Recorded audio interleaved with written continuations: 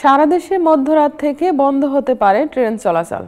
মূল বেতনের সঙ্গে রানিং অ্যালাউন্স যোগ করে পেনশন প্রদান এবং আনুতোষিক সুবিধা দেওয়ার বিষয়ে জটিলতা নিরসন না হওয়ায় কর্মবিরতিতে যাচ্ছেন রেলওয়ের রানিং স্টাফরা। ফলে সোমবার ২৭ জানুয়ারি দিবাগত রাত ১২টা থেকে সারা দেশে ট্রেন চলাচল বন্ধ হতে পারে। এ কর্মসূচি পালন করতে যাচ্ছে বাংলাদেশ রেলওয়ে রানিং স্টাফ ও শ্রমিক কর্মচারী সমিতি। বিষয়টি নিয়ে রেলপথ মন্ত্রণালয় জানিয়েছে, রানিং স্টাফদের দাবি নিয়ে তাদের সঙ্গে আলোচনা চলছে।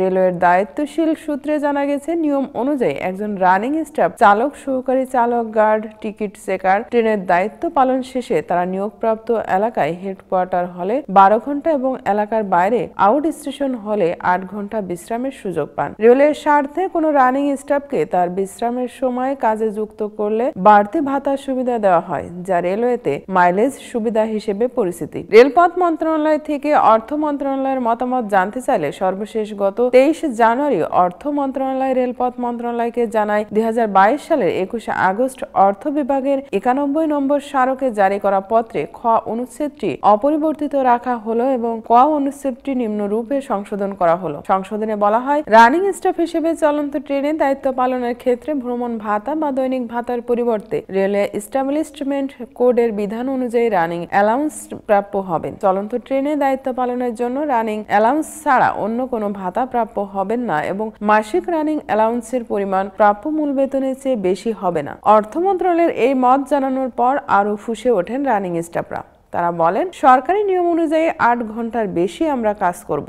আমরা তো সবাই টাকার জন্যই কাজ করি। ৮ ঘন্টার বেশি কাজ করলে যদি টাকাই না দেয় তাহলে আমরা কাজ করব কেন? কর্মচারী সমিতির সাধারণ সম্পাদক মোহাম্মদ মুজিবুর রহমান বলেন, আমরা ২৭ জানুয়ারি দিবাগত রাত অর্থাৎ ২৮ জানুয়ারির প্রথম প্রহর রাত ১২টা ১ মিনিট থেকে ট্রেন চালানো বন্ধ রাখবো। ট্রেন চালানো বন্ধের বিষয় থেকে সরে আসতে গেলে অর্থ মন্ত্রণালয়কে স্পষ্টীকরণ চিঠি দিতে হবে। রেলপথ মন্ত্রণালয় থেকে স্পষ্টীকরণ চিঠি দিলে হবে না। এটি নতুন কোনো বিষয় নয়, এটি ১৬০ বছর ধরে চলে আসছে। একটি নিয়ম হুট করে বন্ধ করে দেবে, এটি তো রেলের কোনো স্টাফ মেনে নিতে পারে না। আমরা অনারদের বারবার সময় দিয়েছি, বারবার আন্দোলন করেছি, বারবার প্রত্যাহার করেছি, কিন্তু এবার আর কোনো কিছু করার সুযোগ নেই। তিনি বলেন, আমাদের মোট ২০৩৬ জন রানিং স্টাফ থাকার কথা, কিন্তু সেখানে বর্তমানে আছে ১০৩৬ জন। ট্রেনের সময়সূচি ধরে রাখতে গেলে স্বাভাবিকভাবেই আমাদের একজনকে ২ জনের চাকরি করতে হয়। ফলে আমরা এখানে মাইলেজের টাকা তো বেশিই হবে, এই টাকা তো আমাকে কষ্ট করে নিতে হয়। গত ১ থেকে ৯ ডিসেম্বর পর্যন্ত